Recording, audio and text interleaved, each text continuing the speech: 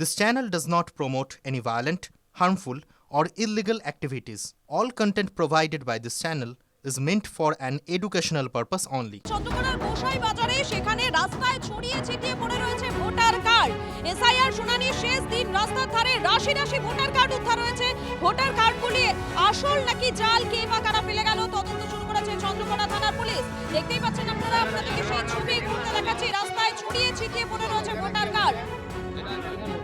অসীম রয়েছেন আমাদের প্রতিনিধি, আমাদের সঙ্গে। অসীম, কোথা থেকে এলো এতগুলো ভোটার কার্ড? পুলিশ সূত্র মারফত কি জানতে পারছো? আমরা আমাদের প্রতিনিধি অসীমের সঙ্গে যোগাযোগ করবো। তবে যে ছবি আপনাদেরকে দেখাচ্ছি, এসআইআর এর শুনানির শেষ দিন, আর এই শেষ দিনে চন্দ্রকোনার গোসাই বাজারে সেখানে রাস্তার ধারে দেখা গেল রাশি রাশি ভোটার কার্ড পড়ে রয়েছে।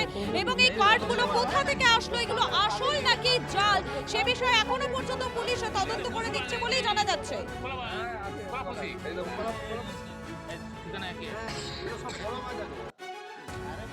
কি দেখলেন? কিছুই দেখিনি, ওই ভোটার কার্ড পড়ে আছে, লোকে দেখেছে সেটা আমরা দেখতে পাচ্ছি। আবার ভোটার এক দেওয়া ছিল, হ্যাঁ, কে ফেলেছে কি বলছে?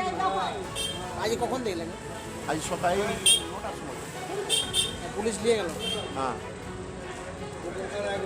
কি মনে হচ্ছে, কি বলবো, হ্যাঁ, কি মনে হচ্ছে? কি আর মনে হবে, যারা ডুপ্লিকেট কাজ করতো তারা ইয়ে করে ফেলে দিয়ে গেছে, আবার কি। আবারও আপনাদেরকে সেই ছবি দেখাচ্ছি যেখানে রাস্তায় ছড়িয়ে ছিটিয়ে পড়ে রয়েছে ভোটার কার্ড। দেখতেই পাচ্ছেন। সরাসরি আবারও চলে যাবো, আমাদের প্রতিনিধি অসীম রয়েছেন আমাদের সঙ্গে। অসীম, এত ভোটার কার্ড কোথা থেকে এলো, পুলিশ সূত্র মারফত কি জানতে পারছো? দেখো, একেবারেই কারণ এই ভোটার কার্ডগুলি নিয়ে ইতিমধ্যেই কিন্তু বিভিন্ন রাজনৈতিক মহলে চাঞ্চল্য ছড়িয়েছে। দেখো, যদিও এই বিষয়ে চন্দ্রকোনা 2 নম্বর ব্লকের বিডিও তথা উৎপল পাইক, এমনকি পুলিশ সূত্রে আমরা যেটা জানতে পেরেছি, ভোটার কার্ডগুলি কিন্তু বেশ কিছুদিনের এক কথায় পুরানো ভোটার কার্ড বলছে। প্রশাসনের তরফ থেকে কিন্তু এরকমই জানানো হয়েছে। তবে দেখো, প্রশাসনের তরফ থেকে হলেও এই বিষয়টি জানানো হলো, কিন্তু ভোটার কার্ড কেন এইভাবে পড়েছে, তাহলে এই ভোটার কার্ড আগে কোথাও ব্যবহার হতো কিনা, ভোটার কার্ডগুলি কোথায় ছিল, কাদের হেফাজতে ছিল, এই নিয়ে কিন্তু টানাপোড়েন শুরু হয়েছে একেবারে বলা যেতে পারে।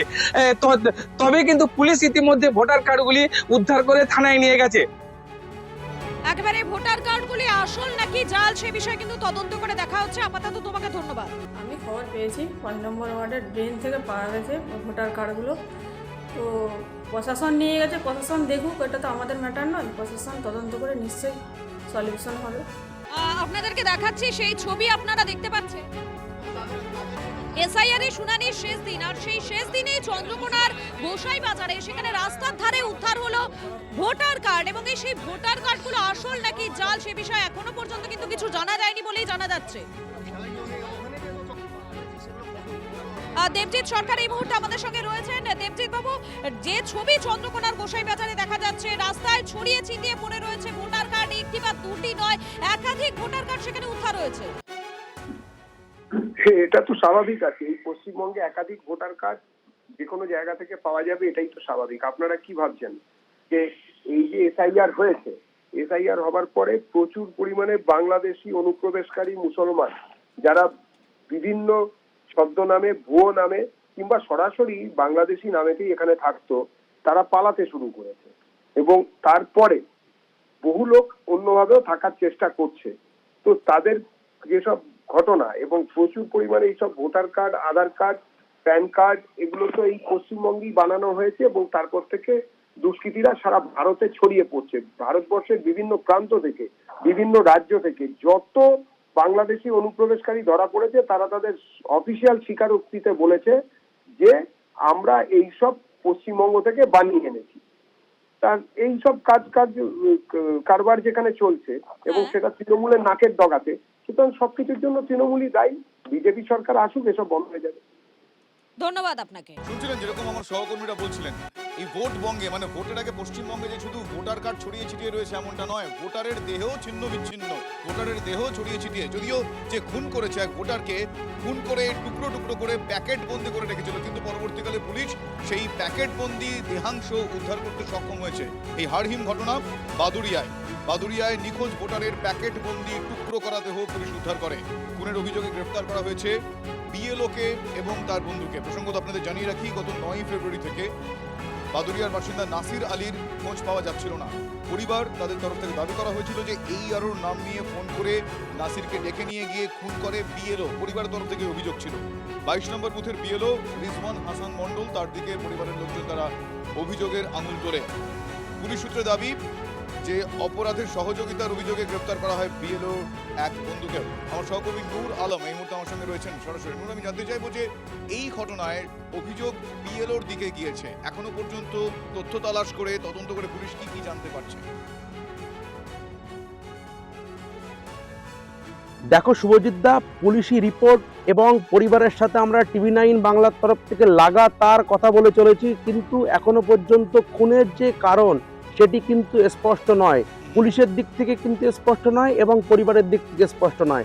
আমরা এই মুহূর্তে রয়েছি যে অভিযুক্ত বিএলও পাপিলা গ্রামের যে নাসির আলী, তিনি কিন্তু SIR এর নথি দেওয়ার নাম করে নিখোঁজ হয়ে যান। তারপর থেকে গতকালই কিন্তু পুলিশ তার টুকরো টুকরো দেহ উদ্ধার করেছে বাদুড়িয়ার বিভিন্ন প্রান্তের খালপাড় এবং ব্রিজের তলা থেকে। আমরা রয়েছি যে অভিযুক্ত বিএলও রিজওয়ান হোসেন মণ্ডলের বাড়িতে। আমরা দেখাবো, আমার সহযোগী ক্যামেরা পার্সনকে দেখাতে বলবো, প্রচুর পরিমাণে পুলিশ মোতায়েন রয়েছে, পুলিশ কর্মীরা মোতায়েন রয়েছে, যাতে কোনো রকম অশান্তি বা অপ্রীতিকর ঘটনা মানে এড়াতে কিন্তু পুলিশ মোতায়েন করা হয়েছে। আমরা দেখাচ্ছি TV9 বাংলার দর্শকদের এই যে অভিযুক্ত বিএলও রিজওয়ান হাসান মণ্ডলের নতুন বাড়ি দেখাচ্ছি। আমরা দেখতে পাচ্ছি যে পুলিশ কর্মী কিন্তু মোতায়েন রয়েছে। এই বিএলওর বিরুদ্ধে অভিযোগ ওঠে যে এই বিএলও 9 তারিখ নাসির আলীকে ফোন করেন, এই আরো পরিচয় দিয়ে ফোন করে। তারপর কিন্তু এই নাসির আলী নিখোঁজ হয়ে যায়। তাকে ফোন করা হয় যে তার মায়ের কিছু নথিতে গরমিল রয়েছে। হতে পারে এখনো সম্ভাব্য কারণগুলো কি কি? কারণ একজন বিএলও ভোটারকে ফোন করে ডেকে নিয়ে গিয়ে খুন করে দিচ্ছেন, তাদেরও একটা মোটিভ থাকবে। এক্ষেত্রে কারণ সম্পর্কে কি জানা যাচ্ছে? এটা খুব স্বাভাবিক ঘটনা নয়।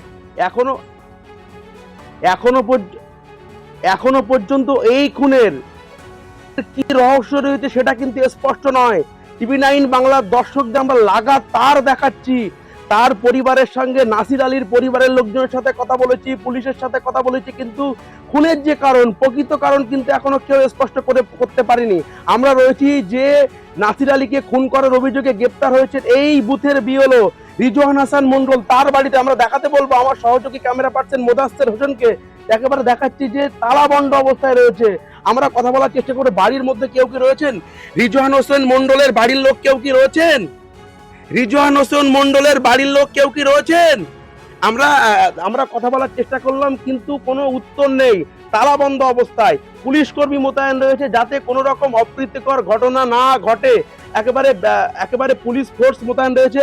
আমার সহযোগী ক্যামেরা পার্সনকে একে একে এই ছবি দেখাতে বলবো। দেখতে পাচ্ছ একেবারে শুভজিৎ দা, এই ছবি কিন্তু দেখাচ্ছি TV9 বাংলার দর্শকদের, দেখাচ্ছি যে অভিযুক্ত রিজওয়ান হাসান মণ্ডল, যে অভিযুক্ত বিএলও, তার বাড়ি থেকে একমাত্র TV9 বাংলা এই ছবি আমরা দেখাচ্ছি। যে SIR এর নথি দিতে হবে বলে ডাকা হয়, তারপর থেকে কিন্তু নিখোঁজ হয়ে যান নাসির আলী নামের একজন ভোটার। বিএলওকে গ্রেপ্তার করে বাদুড়িয়া থানার পুলিশ। গ্রেপ্তারির পর কিন্তু অভিযোগ ওঠে যে এই বিএলও নাসির আলীকে খুন করেছেন। খুন করার পর বাদুড়িয়ার বিভিন্ন খালপাড় এবং ব্রিজের তলা থেকে এই যে নাসির আলীর টুকরো টুকরো দেহ প্যাকেট বন্দি অবস্থায় গতকাল বাদুড়িয়া থানার পুলিশ অভিযোগ করে। পরিবার কিন্তু কান্নায় ভেঙে পড়েছেন। তারা চাইছেন যে এই ঘটনার সঙ্গে যারা দোষী তাদের শাস্তি হোক। তারা কিন্তু পরিবারের তরফ থেকে এমনটাই দাবি করা হচ্ছে। পুলিশের সঙ্গে কথা বলেছিলাম, পুলিশ কিন্তু এই আমার স্বামীর সঙ্গে কারোর কোনো ঝগড়া অশান্তি, কোনো শত্রুতা কিছুই নেই। স্বামীর বন্ধু ছিল, তাই তো? হ্যাঁ। আর আপনি কি চিনতেন রিজওয়ানকে? আমি ওইভাবেই চিনতাম, স্বামীর বন্ধু হিসাবে। শাস্তি চাই, আমার স্বামীর প্রতি যে অত্যাচার করেছে তার উপর শাস্তি চাই। বিএলওর সাথে কোনো কি আপনার যিনি ভাগনা, তার সাথে কোনো অশান্তি ছিল? অশান্তি বলতে গিয়ে আগে একদিন একটু মুখ বলাবলি হয়েছিল, একদিন ওর বাড়িতেও এসেছিল, সাথে একদিন এসেছিল, একদিন ঝামেলাও একটু হয়েছিল হালকা। সেই এই বিএলও কি নাসির আলীর বাড়িতে যাতায়াত ছিল? হ্যাঁ, মাঝে মধ্যে যাতায়াত করতো। কি কারণে? ও প্রাইভেট পড়াতো ওর বাচ্চাকে। ওর একটা ছেলে, পুত্র সন্তান একটা, তাকে প্রাইভেট পড়াতো এই বিএলও। আপনি এখন কি চাইছেন আপনারা? আমরা চাই যে দোষী তার ফাঁসি চাই।